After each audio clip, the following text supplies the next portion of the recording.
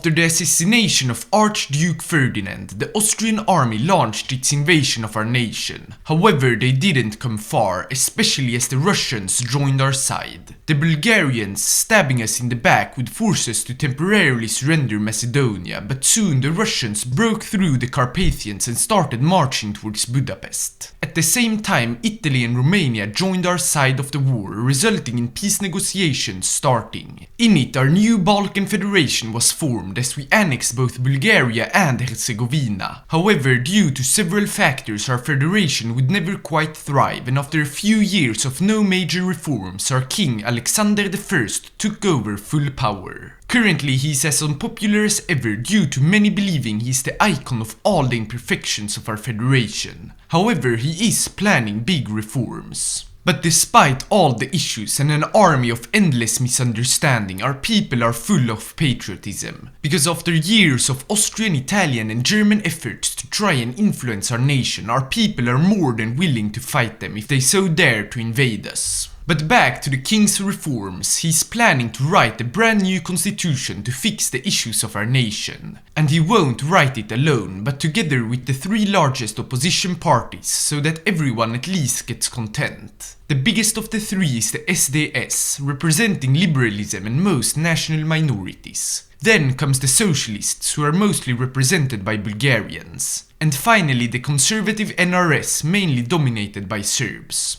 But before a new constitution could be written, a major crisis hit Europe. It started with the bank collapsing in Austria, which led to the total bankruptcy of the country. As this meant all their loans wouldn't be paid, the economic crisis rapidly spread to Germany. They would try to demand extra payments from the French, who refused since it broke the Versailles Treaty. Thus, the economic crisis saw no stop and soon spread to the Russian sphere as well, which we are a part of. And so our nation now finds itself almost drowning in the economic crisis. Which adds one more thing in the list of internal issues. And the only thing that can fix them is our new constitution, which will begin an era of reforms. It even goes so far as to rename our country to the Kingdom of Yugoslavia.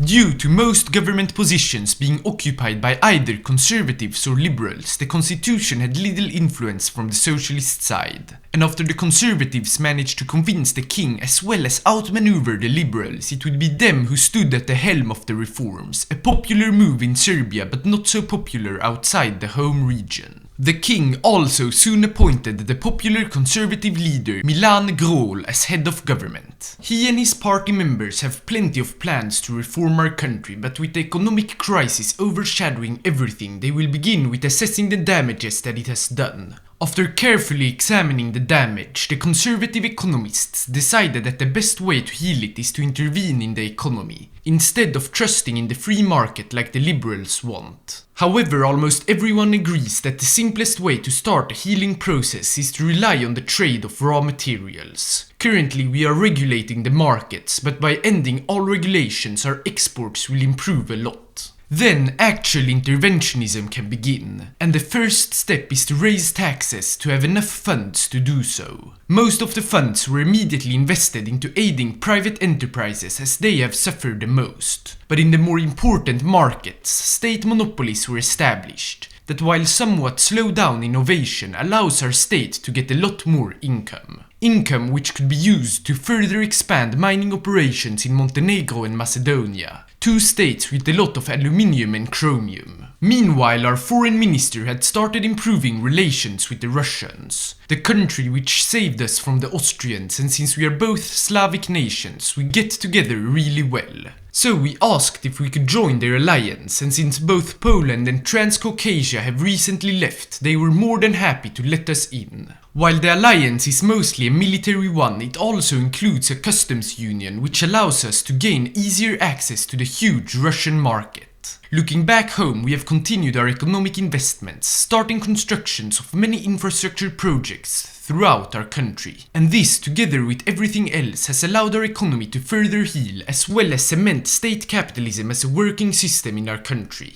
This rapid success, unlike most of our neighbors, has allowed our conservative government to begin introducing more than just economic changes. And their first reform is to empower the Orthodox Church. For long it has been a bastion of conservatism, but now it will be one of the pillars of our whole nation. Another of these pillars is our army. While it does have its fair share of socialist Bulgarians in it, it is also a bastion for conservatism, and thus it will be allowed more powers of governance. Not only to strengthen conservatism, but also to allow it to build up its strength to protect our nation. Together with that came the announcement that army reforms would begin, because being in the Balkans it is extremely important that our army is strong, especially now that revanchist integralists have taken over in Austria. Currently we will mostly focus on improving our staff as opposed to our troops, since it will allow us to develop our doctrines and fix the issue of language. However, much more grand reforms are also being prepared. After this the reforms continued, and just like the power that had been given to the church and the army, the king was also granted his appropriate powers, since it is he who will keep an eye on our government and order to ensure that everything runs smoothly. Then efforts began to create a Yugoslav nationality. For far too long the rivalry between Serbs, Bulgarians and minorities has hurt our country, so the best way to fix them is to unite everyone. These efforts were surprisingly successful in combination with the others, and the dislike of the conservative government has started to die down. This new sense of unity has also strengthened our nationalism and allowed us to introduce obligatory military service, something that is needed as world tensions slowly rise, because the Chinese Civil War and the war in Iberia has generated a lot of tensions between the different factions in the world who have sent volunteers to the different countries. Another bonus of this new unity is that the economy has finally been allowed to fully heal and enter a new era of growth and investments. We have, for example, massively expanded the Zastava arms complex, where already most of our weapons are being produced. But it didn't only mean a new era for industry, but also for research. Because since the taxes haven't been lowered, the government has the money to massively increase the educational funds and expand the Belgrade University. Cooperation with our alliance has also helped a lot, especially after Mexico and the French have joined. Returning to our military reforms, the language issue has already been fixed by giving concession to minorities so that they too can become officers. And this has allowed for our grand reforms to start. We will hold the largest maneuvers ever in Yugoslav history to evaluate our army, as well as to show the consolidated Danubian Reich that we are more than ready to fight them. After a month of fake war against ourselves, we realized three things. The first is that we need special forces to fight in the mountains. The Balkans is a mountainous region, so it's extremely strange that we don't have any yet. The two others are less important because our army is already strong enough for King Alexander to announce his ambitions for our country. And just like the Austrians, Poles and Germans, it is expansionism. It is high time to begin spreading our prosperity to our neighbors and create a true Yugoslavia, or should we say Balkans. And we will begin by sending an ultimatum to Romania. We have been friends for a long time, and with the economic crisis still raging on, they will hopefully accept it. However, they didn't, and instead joined the Reichspakt together with the Poles. While we aren't ready to start a world war over this, we did launch a small border skirmish in Dobruja to at least humiliate them, and it was a success, granting us a propaganda victory. But during this 1 week of fighting, one thing occurred that would change everything. The Germans, leader of the faction which Romania is a part of, declared war on the newly united Danubian Reich. And while this could be the perfect opportunity to help destroy our biggest enemy, it also gives us the courage to declare war on Romania. Our army is already 500,000 strong, which could be enough to kick out the Italians from Albania and take over Romania simultaneously, while Germany is distracted. And if things go good enough, the French and Russians might be willing to help us out. So we cancelled our plan to send a similar ultimatum to Greece and declared war. And immediately after doing it, we started crossing the Danube and enter Albania. Surprisingly, there were far more troops in Romania than in Albania, so while we only managed to advance a few kilometers before getting stopped, we could capture all of Albania in less than a month. Returning to Romania, the main front, we restarted minor offensives with our elite mountaineers. Despite not fighting in mountainous terrain, they could still capture Craiova. However, after that, the amount of Reichspakt troops who had arrived would stop any advancements. In addition, the Austrians have started to crack. Fortunately, before they completely started collapsing, they joined the Commonwealth of Nations, drawing in both the UK and Japan into our war. So it's high time for our allies to join as well, and they are more than willing to do so. As they joined, we had moved our mountaineers into Austrian territory to try and cut off Romania from their allies. Unfortunately, with the Russians being pushed into Bessarabia, we weren't able to fulfill a complete encirclement. However, capturing Suceava was enough to scare most Reichspact's troops from leaving Romania. This allowed us to restart our offensive in the south, and this time it was much more successful. After about 2 weeks, Bucharest had been entered, and a few days later all forces in Oltenia were encircled. However, they stood their ground for a long time and slowed down the rest of our offensive. But not enough to stop us from capturing the small city in the north of Bucharest and Constana. However, despite all their cities in the south being captured, we had to march all the way north into Bessarabia and Iasi for the Romanian forces to finally surrender. And this left the Poles in a dangerous position. Before they had the chance to retreat from Odessa, their whole southern attack into Ukraine was encircled, which is about 7 divisions. And so the objective which was set out for this war has been achieved. However, the war is so much bigger than this. The casualties on our front represent only 10% of all the casualties so far in the war. So we can't simply leave now, we must help out and end this world war. While the most straightforward way would be to simply continue into Poland from Romania, the Russians are in need of our help. So we will instead spread out our infantry on the southern part of the front to help them stop the Polish advances into northern Ukraine and Belarus, while our mountaineers will try to defeat the Transcaucasian kingdom, because if we succeed it would free up a lot of forces that are currently defending against them, as well as occupying the second most oil-rich country in the world. So we set out on helping our allies.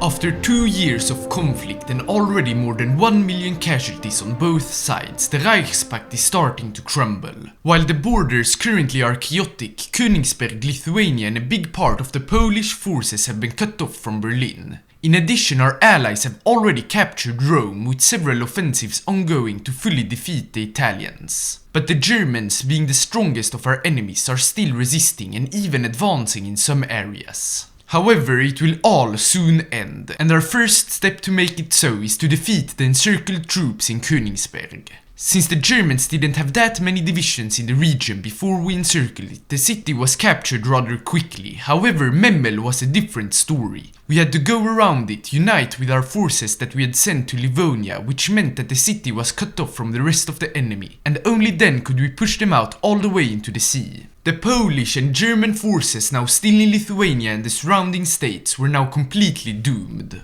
While we aren't exactly sure how many divisions they were, it was maybe even as high as 100. While we cleared out those forces, we turned our mountaineers towards Germany. They too had now finally started to crumble, with the French through a naval invasion almost splitting the country in two. So we have to hurry if we want to help them out. But we still had the time to make the Polish army surrender by capturing Krakow.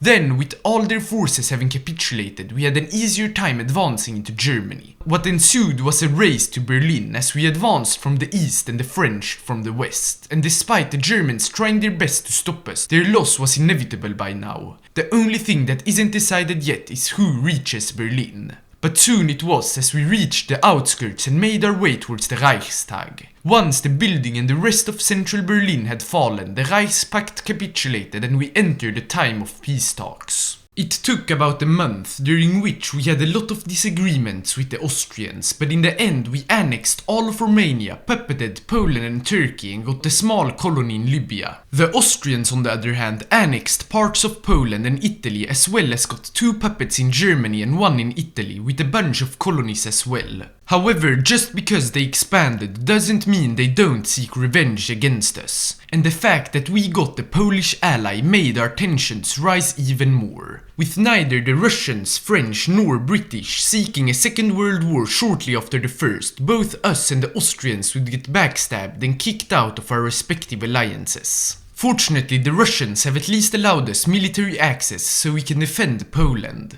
It started with a small border skirmish that the Austrians launched, and while we did sadly lose it, we used it to our advantage, tricking the Austrians into a false sense of security only to declare war on them 20 days later. That we were the aggressors came as a surprise to many as we are the underdog, but we do have one thing that they don't. A strong determination to make the Balkans Balkan and not Austrian. A second advantage is that they aren't exactly prepared, so despite having more divisions than us, they have less of them on the border than we do, which meant we could launch offensives immediately. The first one was in the west, to try and enter Banja Luka. While this attack was ongoing, our mountaineers started a larger one in Transylvania. The plan was to simply use our expertise in the terrain to destroy the defenses before reinforcements arrived. While an Austrian tank division stopped us from entering Brasov, our infantry found a gap in the front, which we could utilize to advance into central Transylvania from the south. With a similar breakthrough in the north, the forces defending the Transylvanian mountains were encircled and subsequently destroyed. Looking back to Banja Luka, the city had been captured, but with Austrian reinforcements arriving, they were on their way to push us back out. While we could save the city by sending our mountaineers to the area, we instead sent them to Poland. Here the amount of Austrian forces was far less, which allowed us to advance towards Lvov. After maybe 2 weeks the city was captured, and some more days after that we had united our 2 fronts. We tried to continue to maybe encircle more divisions, however the amount of reinforcements quickly stopped us. While it felt like our offensive luck had come to an end, this was also true for the Austrians. They had tried to enter Bosnia and advance into Poland, leading to them already having 500,000 casualties. And what is worse for them is that they can't replace them since they have run out of manpower. What followed was only small battles as we had issues advancing due to their air superiority in larger numbers. However, we still made slow progress, especially as 1 tank division arrived from Turkey. But at one point we realized that the defenses west of Lvov were incredibly weak, and while it could have been a trap, we launched an offensive in the region. Fortunately it wasn't, or at least not a successful one, because not only was Epereis, an important supply hub, captured, but Krakow and Katowice were both liberated and given to our Polish puppet. So with renewed confidence, the victories which we had been waiting for started to show up.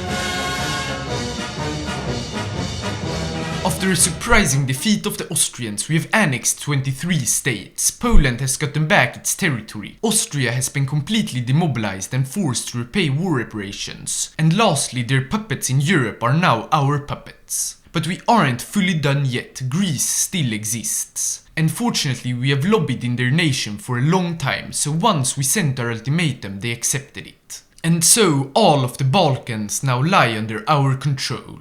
To end it, we formed the Balkan Union, which had been our goal for all this time. So, thanks so much for watching and see you in the next video.